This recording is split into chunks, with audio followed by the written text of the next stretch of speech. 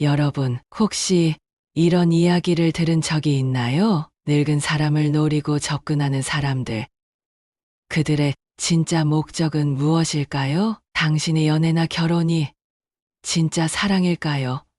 아니면 그저 나이 든 사람을 이용하려는 속셈일까요? 오늘 이 영상을 끝까지 보시면 여러분은 결혼과 사랑을 바라보는 시각이 바뀔지도 모릅니다. 그리고 여러분이 직접 겪었던 경험이나 의심스러운 상황이 있다면 댓글로 공유해 주세요. 그 이야기가 누군가에게 큰 도움이 될 수 있습니다. 강할머니는 65세의 나이에 평생을 홀로 살아가고 있었습니다. 남편은 오래전에 돌아가셨고 자식들은 각자의 바쁜 삶을 살고 있었죠. 그녀는 고독한 시간을 보내며 하루하루 조용히 지나갔습니다. 그럼에도 불구하고 강할머니는 변하지 않는 일상 속에서 삶의 의미를 찾으려 애썼습니다. 하지만 어느 날 그녀는 결코 다시는 돌아가지 않을 결정을 내리게 됩니다. 그때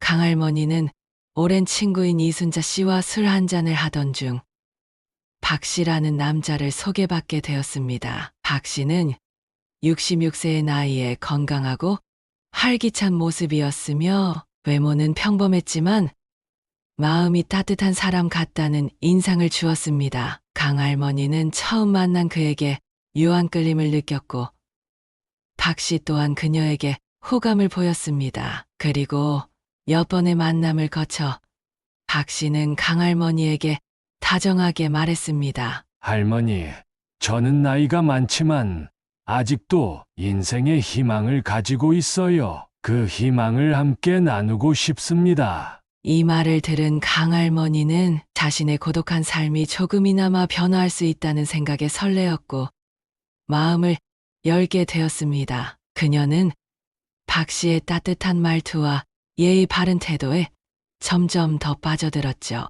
결국 두 사람은 결혼을 결심하게 되었습니다. 강할머니는 새로운 시작을 꿈꾸며 박 씨와 행복한 노후를 기대했습니다. 하지만 결혼 후 일이 점점 이상해지기 시작했습니다. 처음 몇 달은 행복했습니다. 하지만 점점 박 씨는 집보다는 밖에서 보내는 시간이 많아졌고 강할머니는 그에게 무관심해지는 자신을 느꼈습니다. 박 씨는 더 이상 그녀의 일상에 관심을 가지지 않았고 마치 룸메이트처럼 대하기 시작했죠. 박 씨의 늦은 귀가와 외박 그리고 점점 더 자주 요구하는 돈에 강할머니는 의문을 품기 시작했습니다. 어느 날 강할머니는 박 씨의 통장 내역을 확인하게 되었습니다. 그곳에서 발견된 것은 충격적인 내용이었습니다. 박 씨는 결혼 전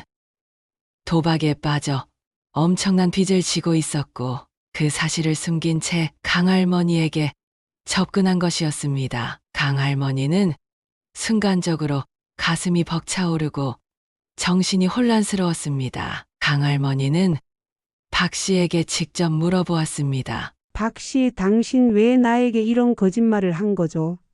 도박 빚이 있었잖아요. 왜 나한테 숨겼어요? 할머니, 그건 어쩔 수 없었어요. 저는 그때 정말 힘들었고, 할머니와 결혼하려면 모든 것을 숨길 수밖에 없었어요. 그럼 내가 이 모든 걸 알게 되면 어떻게 하려고 했나요? 내가 이 사실을 알게 되면 당신은 어떻게 할 거예요?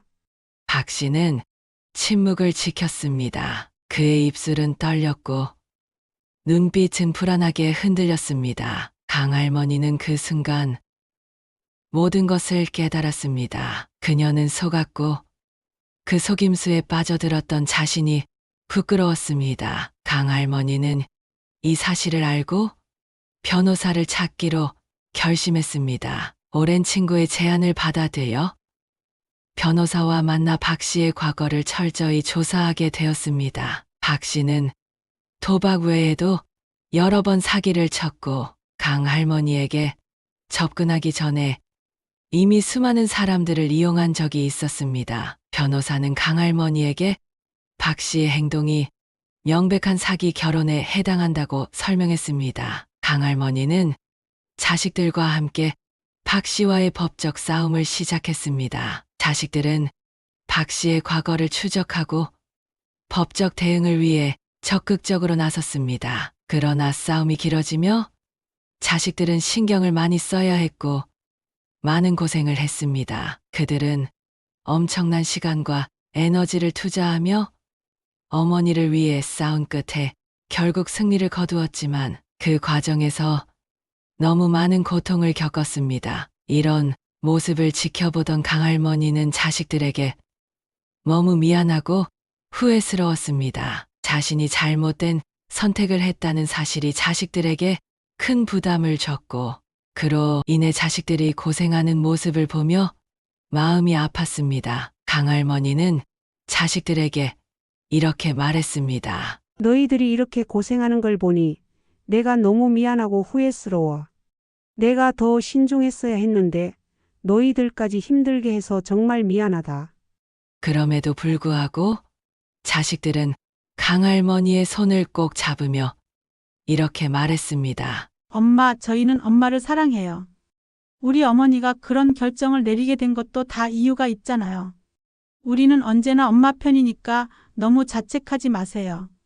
결국 법정에서 박 씨는 자신의 잘못을 인정해야 했고 강할머니는 그에게 정신적, 경제적 손해에 대한 배상을 요구할 수 있었습니다. 이 과정에서 강할머니는 자식들의 사랑과 지원을 받으며 다시 한번 가족의 소중함을 깨닫게 되었습니다. 강할머니는 이제 자신을 지키는 법을 배웠고 자식들에게 미안함을 느끼면서도 그들을 통해 더 강해졌습니다. 그녀는 더 이상 과거의 고통에 머물지 않기로 결심했고 혼자서도 충분히 잘 살아갈 수 있다는 자신감을 되찾았습니다. 강할머니의 복수는 단순히 박 씨에게서의 승리가 아니라 스스로를 지키고 과거의 상처를 이겨내며 새로운 삶을 시작하는 중요한 전환점이 되었습니다. 하지만 가장 중요한 건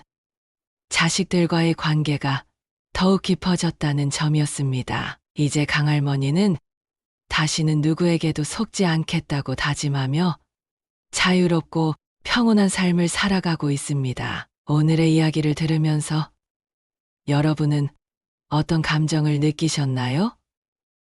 강할머니가 겪은 고난과 그로 인해 성장한 모습을 통해 우리는 한 사람의 인생이 얼마나 큰 변화와 힘을 얻을 수 있는지 다시 한번 되새길 수 있었습니다. 오늘의 이야기를 끝까지 들어주셔서 감사합니다. 모두가 할머니처럼 스스로를 지키고 사랑하는 사람들과 함께 행복한 길을 걸어가시기를 기원합니다. 감사합니다.